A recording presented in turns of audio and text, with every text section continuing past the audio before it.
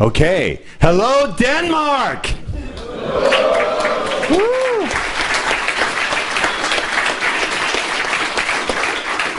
I should say this is my second stop on my Scandinavian tour. I spent a week in Norway. The people were wonderfully friendly to me. I got a home-cooked meal. So my way of knowing that I visited a country is I get a home-cooked meal. So anyone who wants to cook me a home-cooked meal and have me in their home, I'll give you something of value. But so thank you. Yes? I'll cook for you. Thank you. Very good. I was expecting a girl to say that, but that's okay.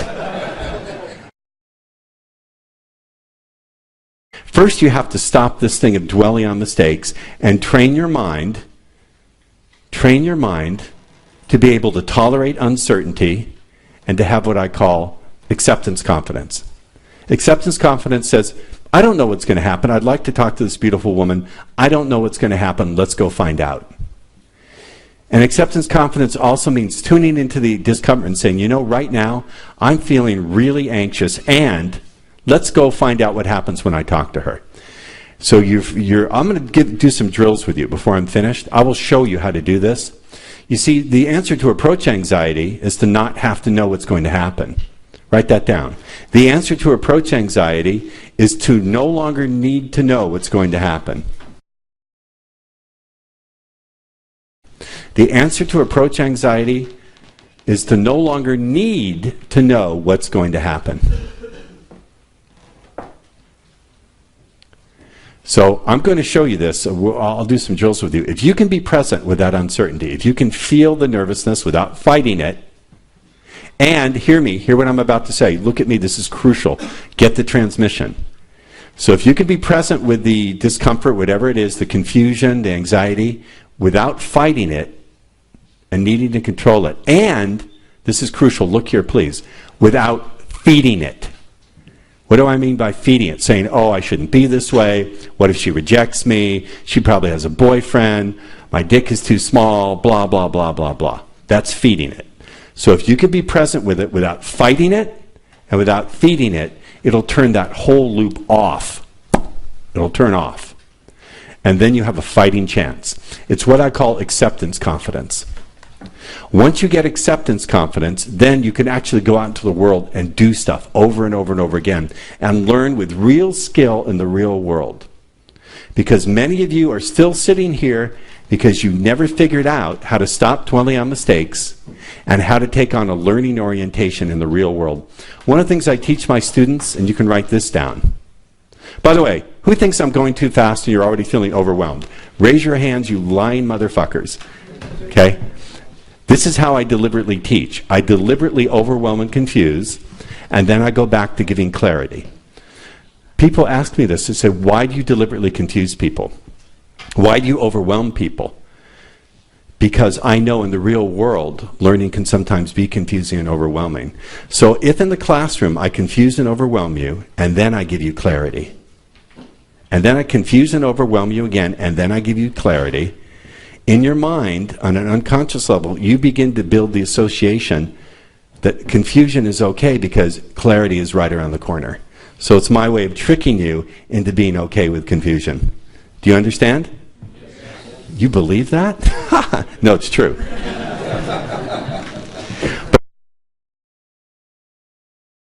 Because I want to tell you something. The community has been fooling you.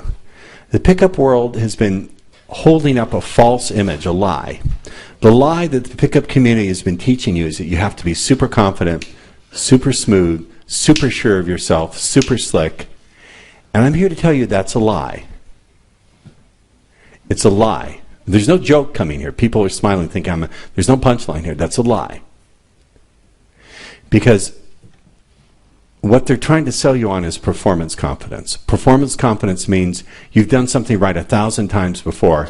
1,001, you reasonably know that you're going to do it right. But you can't have performance confidence until after you've done a lot of performance. So many are sitting there not performing and not getting any confidence either. So, in fact, I'll tell you, when you have acceptance confidence, when you can walk through the world and not need a guarantee, when you can be okay with being uncertain and not require the other person to support you, that's attractive. even if you don't have social skill.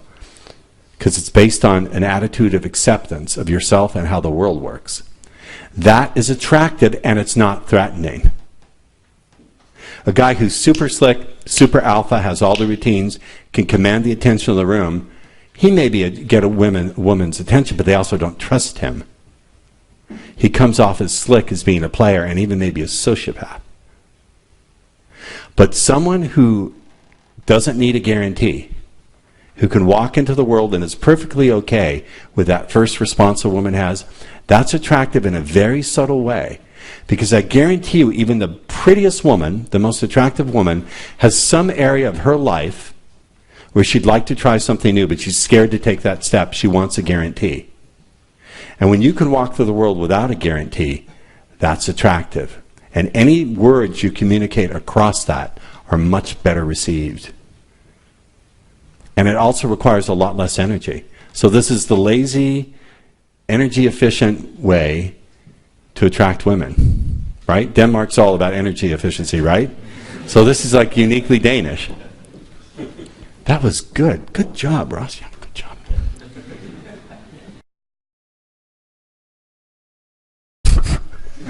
Oh, that was beautiful. We're so sorry. The guys have been assholes all night, grabbing our asses, staring at our tits. We're sorry. What's your name? I said, my name is Mr. Wonderful. Good night, and we walked off. But the point of the story is this. I didn't take that woman's first response to me as being written in stone. It was just a reflection of whatever she was thinking or feeling or believing in that moment, and it was subject to change because I held my state and didn't make it about me. I offered her a radical, down to the root, acceptance of her first response. Doesn't mean I left her there, but I was okay with that first response. And then I moved her somewhere else. So, the next belief I want to give you, look here, I'm going to give it to you word for word, and then I'm going to give it to you again so you can write it down. But look at me first, and then I'll give it to you a second time. Fair enough? Yes. Are you enjoying this? Yes. Thank you. I love teaching. I could teach till I drop tonight. I just love doing it. It's my favorite thing to do with my clothes on. You can teach with your clothes off, but we'll talk about it later.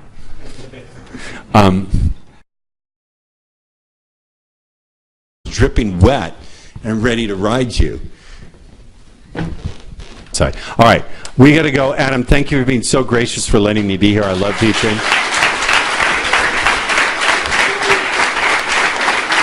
Oh, say, can you see by the dawn's early light what so proudly we hailed at the twilight's... No, I don't like that.